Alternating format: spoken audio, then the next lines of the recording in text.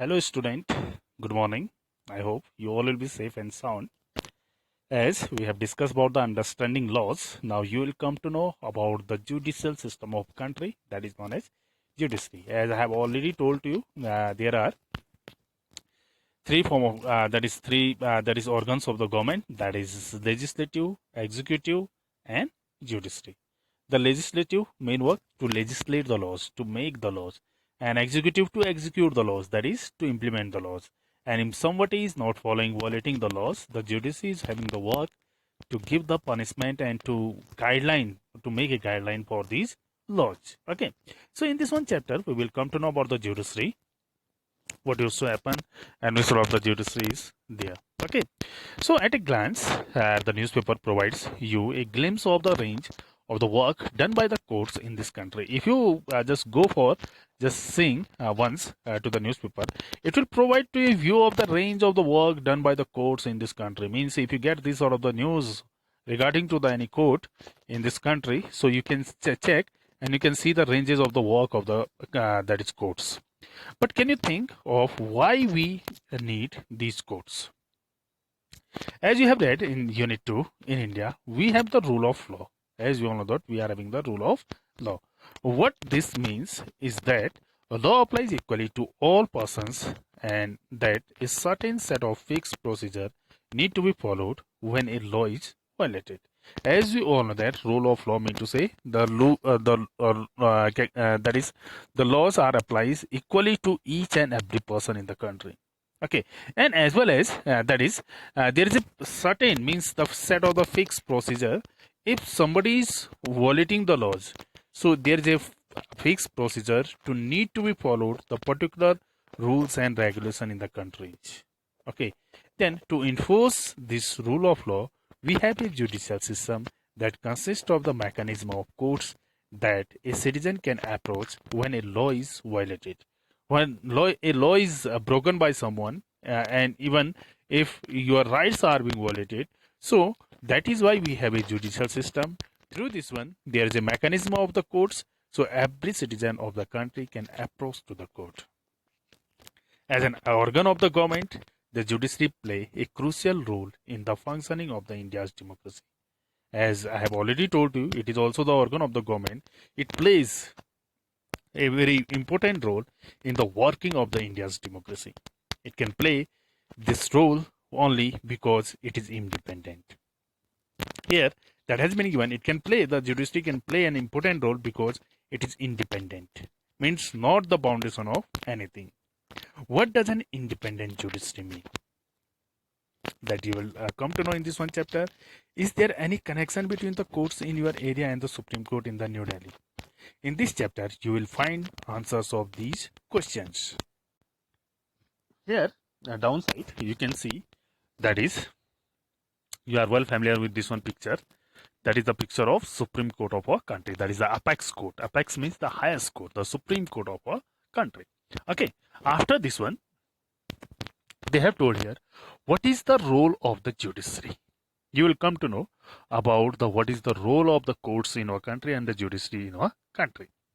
Courts take decisions on a very large number of issues. As you all know that whatever the courts are in our country, whether these are district courts, high courts or Supreme Court, so these take decision on a very large number of issues.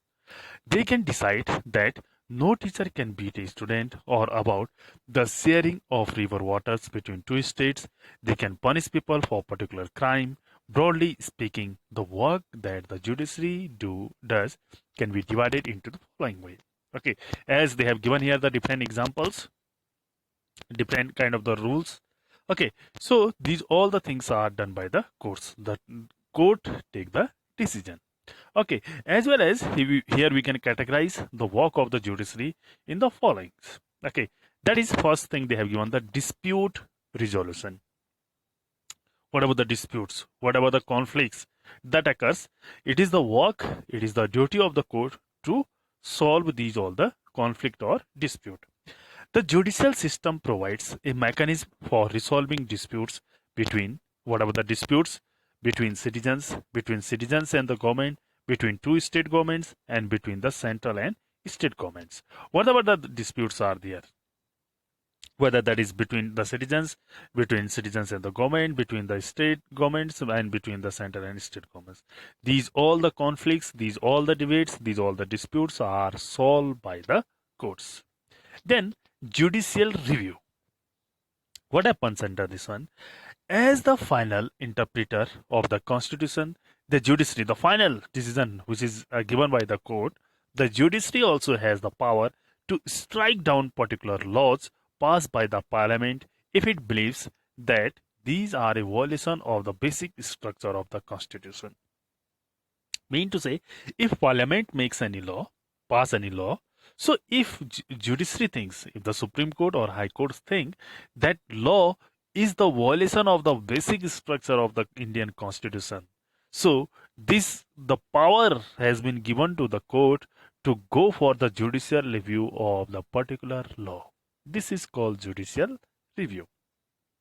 Then, third they have given here, upholding the laws and enforcing fundamental rights. Here that has been given the work of the third, this one, the upholding the laws and enforcing the fundamental rights. What they have given under this one, see, every citizen of the India can approach to the Supreme Court or the High Courts if they believe that their fundamental rights have been violated by someone. Here, every citizen of our country, whether any caste, any gender, any religion, so each and every citizen of our country having the right to approach, they can approach to the Supreme Court or even High Courts if they believe their fundamental rights, one of the fundamental rights that we have discussed in the first chapter, and later on we will discuss more about these fundamental rights. These rights have been violated and these rights are not being got by them. So they can approach to the court. For an example, in the class 7th book, you read about the Hakim Sheikh, and we have read this one example. You might be remembering this thing.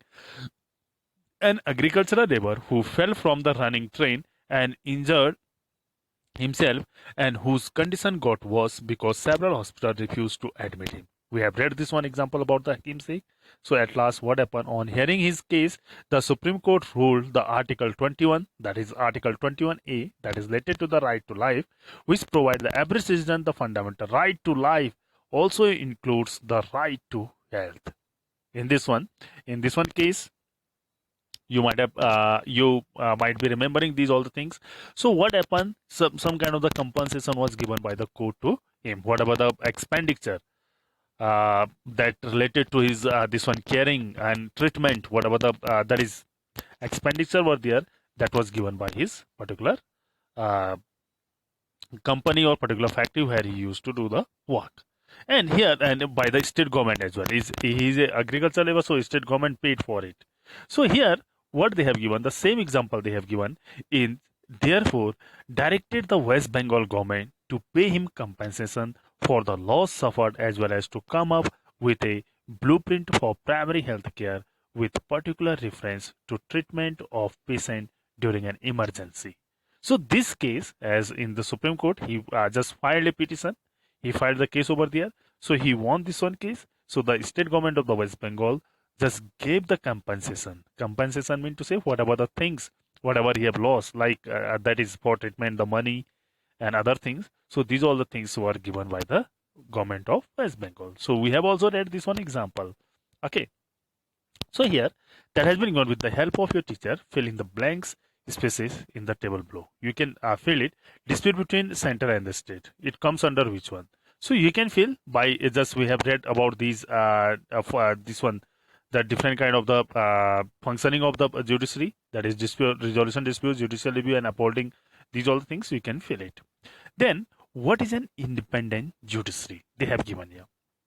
Okay, imagine a situation in which a powerful politician has encroached on land belonging to your family. Means just imagine a situation, you are having a land property somewhere. So one powerful politician comes and just seize this one, capture this one land from you. Within this judicial system, the politician has the power to appoint the dismiss a judge from his office. Within the political system, as you all know that, even the judge, the Chief Justice of our Supreme Court, that is also appointed by the president of a country. So here that has been given, the politician has the power to appoint and dismiss a judge from his office. When you take this case to the court, the judge is clearly partial to the politician. So definitely, if suppose your land and property has been snatched by someone, one powerful person, and definitely you will go to the court, and what the thing will be there. The judge is clearly partial to the politician. He will not give the decision impartially. He will do the partial. He will be the partial towards the politician. Then, to control the control that the politician holds over the judge does not allow for the judge to take an independent decision. If there is a control of the politician over the judge, so definitely the judge will not allow to give a decision independently in your favor. So this lack of independence would force the judge to make all judgment in favor of the politician. If the judiciary is not independent, so what will happen? The particular judge will have to make all the judgment in favor of the politician. Then, although we often hear of rich and powerful people in India trying to influence the judicial process, we might have heard, and you might have heard these all the things through the news channels and through the social media. So what used to happen? The rich and the powerful people, they try to influence the judicial process, but the Indian constitution protects against this kind of situation by providing for the independence of the judiciary. So it has been clearly laid down in the Indian constitution to protect against this kind of the situation by providing for the independence of the judiciary. Mean to say the judiciary is fully independent. There isn't any foundation, and there isn't any that is force on the judiciary from whether from the legislatives, from the executive as well. One aspect of this independent judiciary is the separation of power. You will come to know more, and we have also read in the features of the Indian Constitution about the federalism.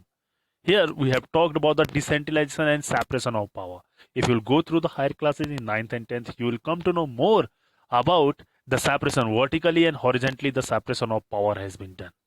And you have also read in chapter 1 in the key features of the constitution, as I have already told you.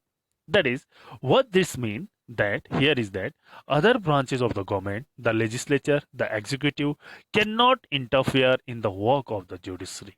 So here as well, as they have given three organs of the government, legislature, the executive, they cannot interfere, they cannot intervene in the work of the judiciary. The courts are not under the government and do not act on their behalf. So these courts are fully independent. They do not work under and they do not control by the government, and they do not act on their behalf. Okay, so for the above separation to work well, it is also crucial that all judges in the High Courts as well as the Supreme Court are appointed with very little interference from these other branches of the government. Once appointed to this office, it is very difficult, it is very uphill task to remove a judge. Although we all know that it is also crucial, very important that all judges in the High Courts and the Supreme Court, these are appointed with a very little interference from these other branches of the government. Mainly, it means to say very little interference means that is negligence interference of the legislature and the executive. These judges are appointed, and once they are appointed in the office, and it's very difficult process to remove them from their post. As we have read, that is, for removing the president of India, there is a process of impeachment. That is, in Hindi, it is known as Mahabhiyog. Like this, the same process is being adopted to remove a judge from his post. Okay, that is the power of the Indian judicial system. That is the independence of the judiciary. Okay, then in this, it is the independence of the judiciary that allows the court to play a central role in ensuring that there is no misuse of power by the legislature and executive. So here, it is just because of the independence of the judiciary that allows to the courts to play a central role, the main role, the lead role in making sure that there is no misuse of power Means there should not be any kind of the misuse of power by the legislature as well as by the executives. It also plays an important role in protecting the fundamental rights of the citizens because anyone can approach the court if they believe that their rights have been violated. Here as well as that has been given, if someone believes their rights, their fundamental rights have been violated by someone, whether that is government or by any individual, by any kind of the wealthier sections of the society, so these people can approach to the court and they can just get a protect from the Supreme Court or the High Courts. Okay, this is all about the independence of the judiciary. Now, what is the structure of courts in India? That we will discuss in the next video. Okay.